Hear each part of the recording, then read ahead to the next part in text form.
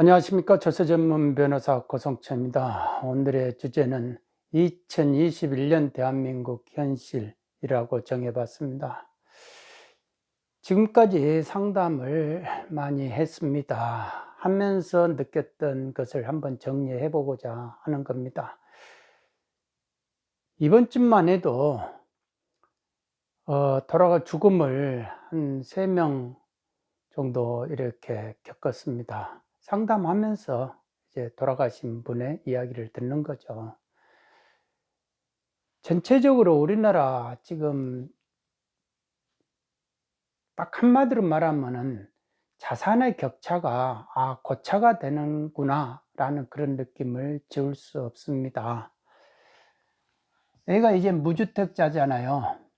전세를 징검다리로 해가지고 이제 일소유 주택자로 가고, 거기서 이제 더 원하면 다주택자라고 하고, 여기서 이제 더 많은 사람은 다로 이렇게 또 갈 거 아닙니까? 욕심이라는 게 다 이렇게 가잖아요. 그리고 여기서 이제 내로남불 산성 안에서 이렇게 숨어서 이렇게 즐겁게 웃고 있는 사람이 있는 거죠. 이 내로남불 세력들이 존재하고, 전체적으로 이런 구도 하에서 우리나라 지금 부동산 시장과 부동산 세금이 이루어지고 있다라고 저는 봅니다. 그러면 여기서 무주택자가 전체 서울을 기준으로 하면요, 2017년 기준으로 이제 하면은 뭐 189만 가구인가요? 없는 사람들이. 그러니까 전체적으로 이렇게 보면은 서울이 200만 가구다. 전체 400만 가구가 이제 주택을 가지고 있는데, 가구 수가 전체 400만인데 여기서 무주택은 200만 가구다 라고 이렇게 볼 수 있을 것 같아요. 2017년 기준에서 조금 더 올렸으니까. 그러면 2020년 기준으로 지금 하면은 200만 가구인데, 그러면 200만 가구가 당연히 지금 이렇게 전세를 못 얻는 사람은 월세로 사는 것이고, 아니면 전세로 사는 것이고, 둘 중에 하나일 거 아닙니까? 그런데 여기서 이제 어떤 심리가 하나가 이루어지고 있는 거예요. 이 무주택자들의 심리가, 그게 뭐냐? 무주택자들의 심리는 서울에서 한번 튕겨나가면은, 한번 튕겨나가면 두 번 다시 못 들어온다 라는 그 불안한 초조와 불안, 그 심리가 있다 이겁니다. 그러니까 어떻게든지 이 서울에서 튕겨나가면 안 된다. 지금 전세를 얻으려 해도 전세 가격이 높아져 가지고 계속 이렇게 미루다 보면 서울 밖으로 나갈 수밖에 없다. 어떤 분 같은 경우는 인천까지 갔는데 서울 강남이 직장이래요. 그러면 4시간 걸리지 않습니까? 그래도 어쩔 수 없이 그렇게 밀려서 갈 수밖에 없었다. 서울이 모든 여기서 직장이 A가 있잖아요. 그러니까 지방이 활성화되면 뭐 서울에 왜 수도권에 집중이 되겠습니까? 지금 수도권에 집중이 돼 있고 서울에 직장을 가지고 여기서 생존을 해야 되는 이유가 있기 때문에 서울에서 나지 않으려고 하는 거죠. 그리고 자식을 말은 뭐 제주도로 보내고 자식을 낳으면은 좀 더 서울로 보내라 하듯이 서울에 와야 기회가 있는 거죠. 그래서 서울을 안 나가려고 한다 이겁니다. 그렇게 되니까 결국은 어떻게 됩니까? 영끌이라는 매수가 나올 수밖에 없고, 비투라는 말이, 빚내서 투자한다 이런 말이 나올 수밖에 없죠. 그야말로 영끌하는 사람들 입장에서는 모든 거를 다 끌어서 가지고 결국은 빚이에요. 이게 다 빚이잖아요.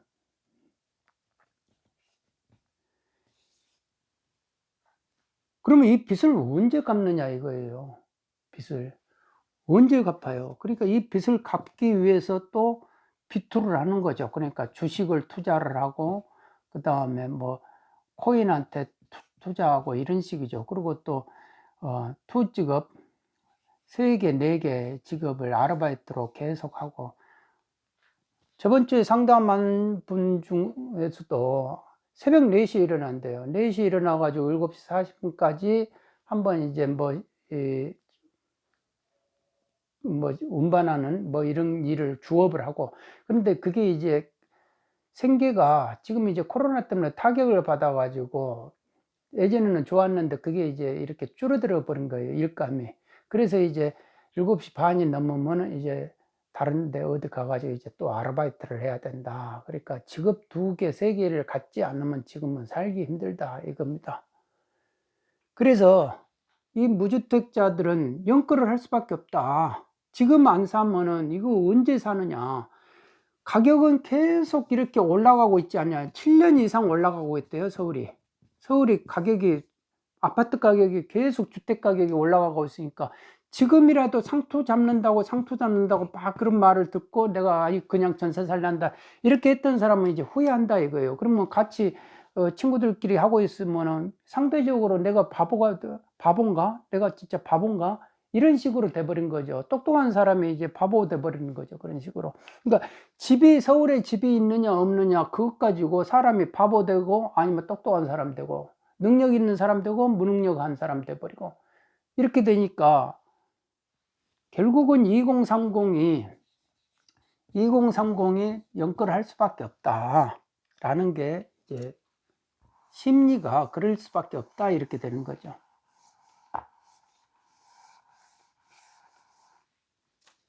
전체적으로 집을 가지는 나이별로 집을 가지는 그래프를 그려보면 이렇게 나오더라고요. A가 이제 50대고 A가 60대고 A가 40대예요. A가 이제 30대고 A가 20대고 그 다음에 70대고 80대고 이런 식으로 나오니까 결국은 40대, 50대, 60대가 이렇게 다 가지고 있는 거죠.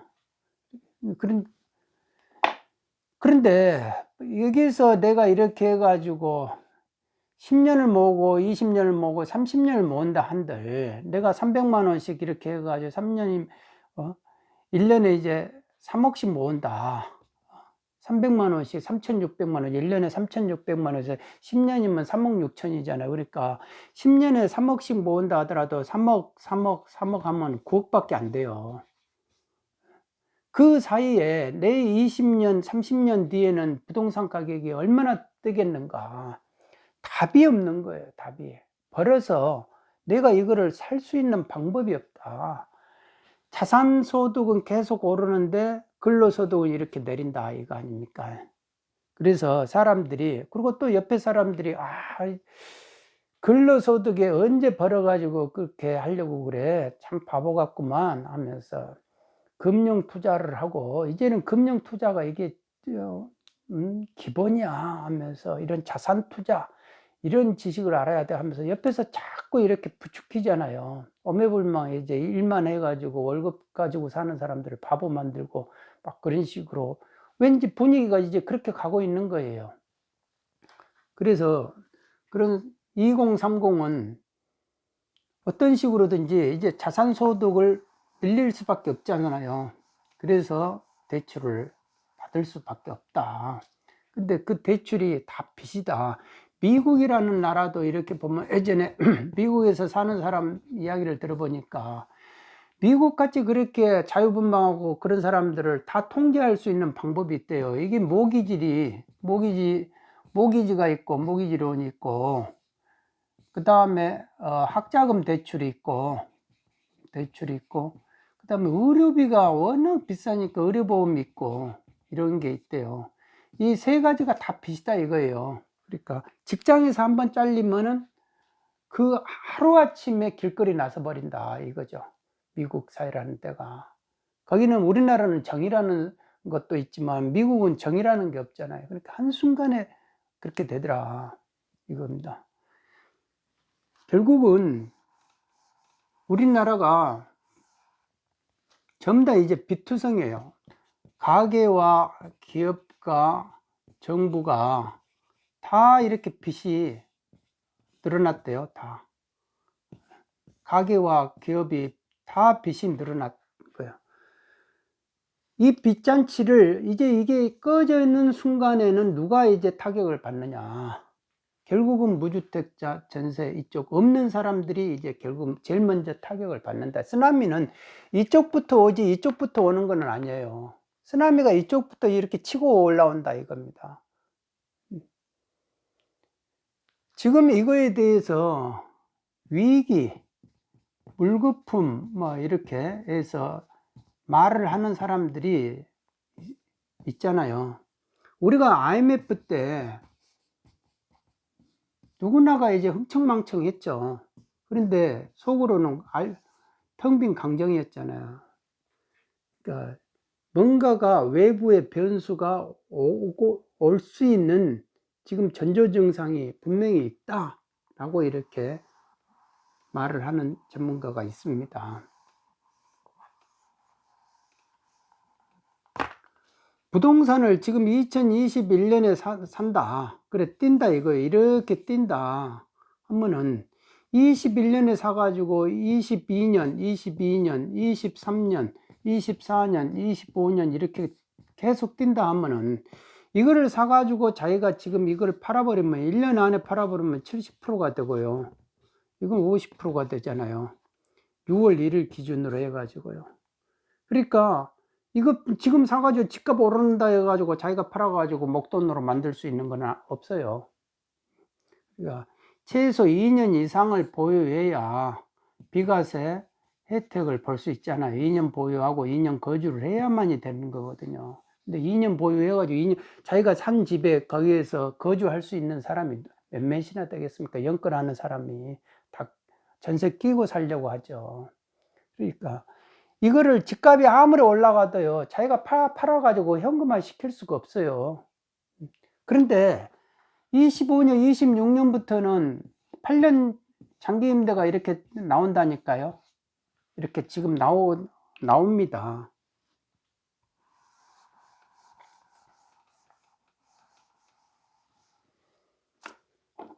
제가 저번 주에 이렇게 한 분도 이게 다다주택에 해당되는데, 아주 요지에 우리나라 진짜 초강남 지역에만 5채를 가지고 있어요. 5채를 가지고 있는데 이분의 고민은 뭐 그거예요. 팔아야 된다는 거죠. 팔아야. 종부세. 결국은 이 다다주택을 가지고 있는 사람들의 그야말로 1% 이내에 드는 사람들의 가장 큰 고민은 종부세입니다. 종부세. 그러니까 지금 이 다다주택, 다주택 이 사람들이 매수하는 새로운 주택을 매수하는 사람은 없다 이겁니다. 물론 있을 수는 있겠죠. 극히. 근데 통상적으로는 없다 이겁니다. 다 매도하려고 하는 것이다 이거예요. 매도. 왜? 종부세 때문에. 현실이 이래요. 지금 이게 이쪽 심리는 이러고 무주택자는 연끌해 가지고 어떻게든지 매수하고자 하는 거고 2030에 그리고 이제 청약을 기다리지만은 이게 포청이라 하잖아. 청약을 포기했다 해가지고 또 포청이라 하잖아요. 그런데 우리가 이제 정확하게 보면은 연끌 매수를 한다는데 연끌도요 진짜 없는 사람은 못 해요. 여기다가 누군가가 가족 찬스가 있어야 되는 거예요. 가족 찬스가 있는 사람들이나 연끌하는 것이지. 이게 대출 받아가지고 살려고 해도 한계가 있잖아요. 지금 한계가 있으니까 나머지 돈을 가족으로부터 빌린다든지 금전소비대체 한다든지 친족으로부터 빌린다든지 이런 가족의 찬스가 없으면은 연끌도 못 하는 거예요.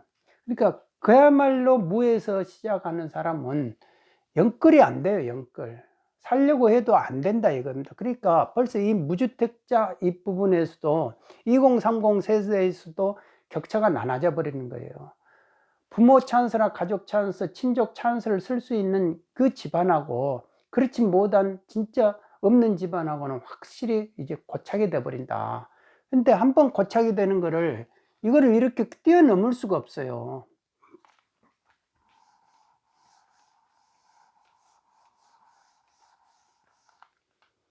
예전에는 무주택자가 열심히 일을 해가지고 나중에 이렇게 신분을 상승할 수 있는 계기가 얼마나 있었어요. 신분 상승의 계기가. 이게 사다리를 타고 올라가는 게 뭐가 있느냐. 이게 제일 큰 게 교육이잖아요. 교육. 교육인데 이 교육에서도 이제는 뭐 정시가 이렇게 수능 정시가 이제 축소가 돼 버리고, 그리고 이런 고시, 사법고시 같은 경우도 이제 폐지가 돼 버리잖아요. 서민을 위한다는 정권이 나오면은 꼭 이런 것이 없어져 버린다 이거. 사다리가 없어져 버리는 거야. 사다리가 없어진다 이거예요. 뭔가가 그거를 원하는가 봐요. 이렇게 사다리 없애는 것이 원해지는가 봐요. 그러니까 사람들이 자꾸 이렇게 대출 받아 가지고 비투성이가 되면은 통제하기가 좋잖아요. 정권 잡은 사람들 입장에, 정치하는 사람들 입장에서는 말 잘 들으니까. 그러니까 전체적으로 2021년 대한민국의 전체적으로 이렇게 모든 주체, 경제 주체들에게는 어떤 초조, 불안, 두려움 이런 것이 깔려 있어요. 앞으로 이거 어떻게 할까 이런 거. 80대 할머니가 밤잠을 못 잔다 하잖아요. 내 자식한테 이거 어떻게 물려줄까 하면서. 종부세 때문에 또 이거 빨리빨리 여기 나눠줘야 되는데.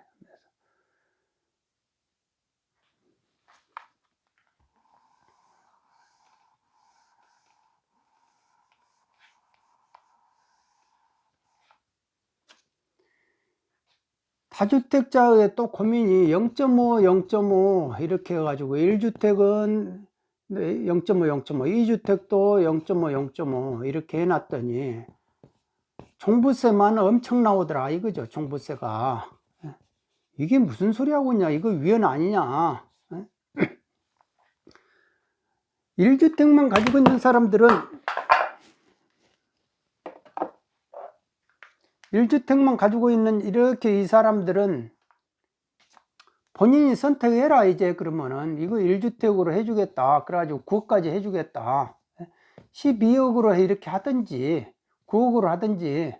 그런데 여기는 이제 노령공제라든지 이런 공제를 못 받는다, 보육기관 공제. 그러니까 이렇게 이거는 선택하는 걸로 해주겠다 해가지고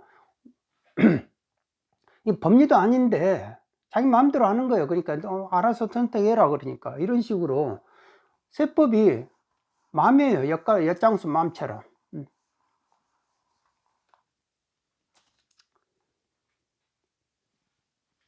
이런 식으로 각 주체마다 전세하는 사람들은 또 이거를 어떻게 이쪽으로 넘어가느냐. 여기도 이제 또 빚을 내야 되는 거고. 이 전세는 참 희한해요. 여기는 뭐 30억짜리 전세권자도 무주택자도 있고 20억짜리도 있고 그야말로 진짜 이제 없는 사람이 전세만 사는 사람이 있고 이런 경우가 많죠. 그러니까 여기는 뭐라고 희한하게 뭐라고 할 수가 없어요. 그러니까 집값이 지금 이렇게 내려갈 타이밍인데 이 전세 가격이 높은 거하고 연끌 매수하고 이게 받쳐져 가지고 안 내려가고 계속 올라간다 이거 아닙니까? 근데 올라가는 것도 지금 마지막 끝무렵이다 라고 이렇게 또 말을 하는 사람들이 올해는 많이 생기고 있습니다. 제가 볼 때는 종부세가 가장 관건이에요. 그 동안의 통계를, 옛날의 통계를 지금 2021년에 이거를 대입을 못 시킨다. 왜? 옛날에는 종부세가 없었잖아요. 종부세가 있어도 미미했거든요. 그냥 없는 존재에 불과했죠. 그런데 지금은 종부세를 무시하면 안 되죠. 그러니까 통계가 다 틀려요. 이제부터 나오는 통계가 새로운 통계예요. 새 시대에 맞는, 새 부대에 맞는 통계가 나온다라는 겁니다.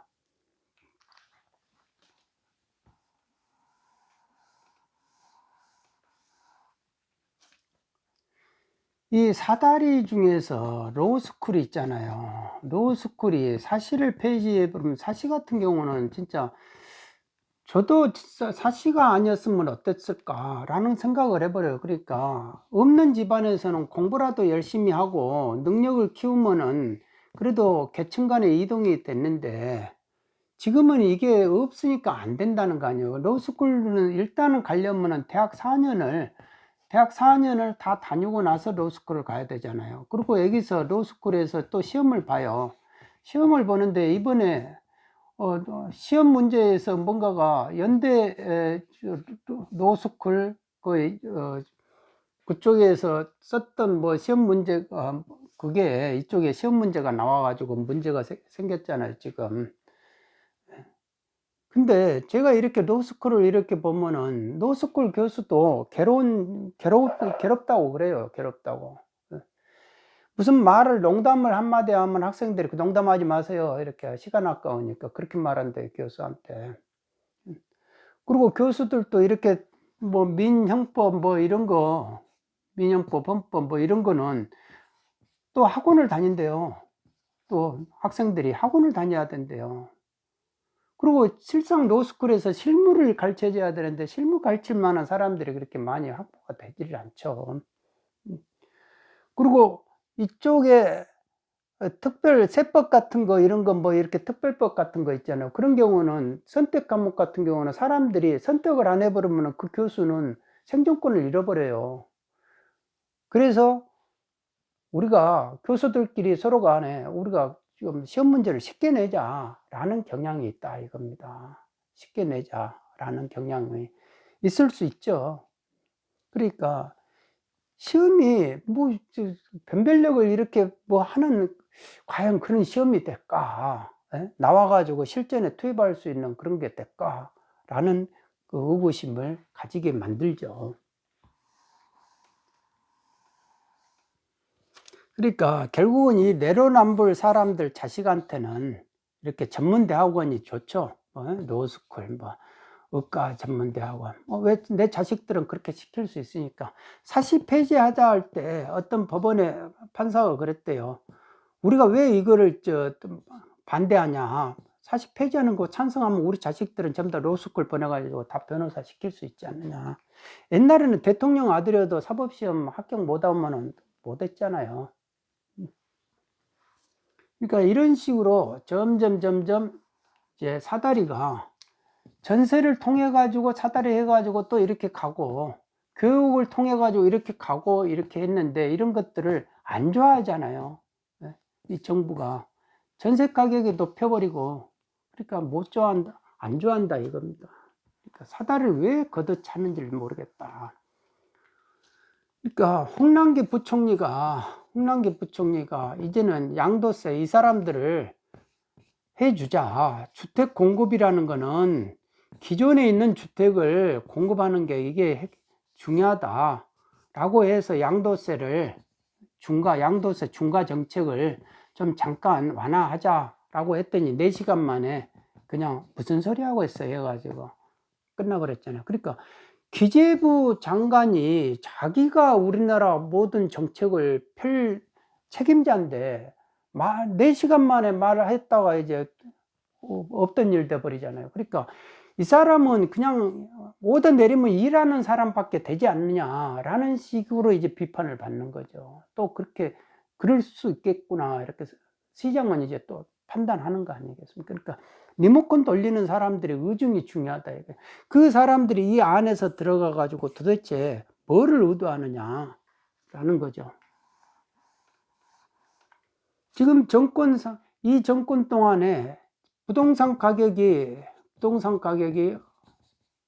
올랐다 이거죠. 그것도 많이 올랐다. 근데 이게 과연 모르고 올렸느냐, 실수로 올렸느냐, 아니면 고의로 올렸느냐. 제가 볼 때는 알고 올렸다 이거죠. 저는 그렇게 생각을 해요. 그거는 이제 제가 지금까지 유튜브에서 말을 했듯이 근거는. 그래서 결국은 전부 다가 다 빚이다 이거예요. 빚투성이다. 모든 계층마다 다 빚을 가지고 있다 이겁니다. 빚을. 다주택자들도 빚이 있죠. 왜 빚내서 전세라는 것이 전부 다가 다 전세 갭 투자한 사람들은 그게 빚이잖아요. 그 전세를 빚으로 생각 안 한다고 하지만은 안 해야 뭐 투자가 가능하다 하지만은 다 결국은 다 빚이죠. 결국은 빚투성이밖에 없다 이거예요. 제가 일본의 어떤 이제 금융기관 사장님을 만나봤는데 그분이 이거 한국은 좀 이상합니다. 일본 같은 경우는 아주 동경만 해도 아주 핵심 지역만 가격이 오르지 다른 데는 안 오릅니다 라더라고. 그런데 한국은 전부가 오릅니다. 전체가 오릅니다. 이거는 뭔가가 이상합니다 라고 하더라고. 본인이 그렇게 대출해 주는 그런 금융기관 사람인데도 뭔가 이상합니다 막 그러더라고요. 결국은 이게 어떤 심리와 의도를 같이 들어가면은 언젠가 이거는 거품이다. 거품이 되면 이 거품은 꺼질 때가 분명히 존재한다 라는 겁니다. 그러니까 어떤 관념이 아니에요. 지금은 어떤 심리는 관념이잖아요. 자기가 알아서 자기 딴에 이제 착각을 하는 거예요. 그런데 어느 순간에 이제 현실화가 된다. 왜? 내 주머니에서 이제 돈 나가야 될 시점에는 빚 못 갚으면 큰일 나잖아요. 지금 밤잠 설치는 것보다 더 크게, 그때는 자살한다고 그러죠. 그러니까 결국은 세금이 내 호주머니에서 나가야 되는 시점이, 그 고지서 받았을 시점이 이제 이런 거품이 꺼지는 시점이 될 것이다 라는 걸 저는 그렇게 생각을 해 봅니다.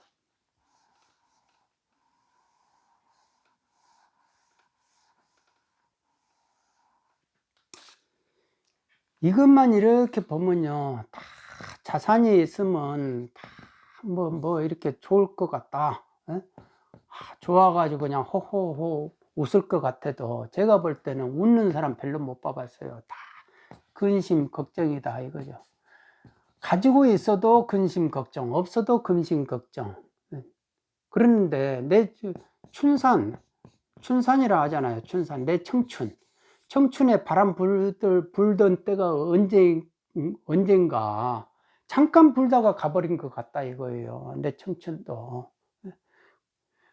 지금은 그게 아쉬워가지고 그때 춘산에 불던 바람을 끌어다가 내 이 귀에 있는 이 백발의 이 서리를 좀 녹여보고 싶다 이거죠. 젊어지고 싶다. 그래서 가시와 이렇게 막대기를 가지고 오는 늙은 길을 늙음을 오는 거를 가시로 막아버리고 백발을 막대기로 쳐서 못 오게끔 만들어도 그래도 온다 이거죠.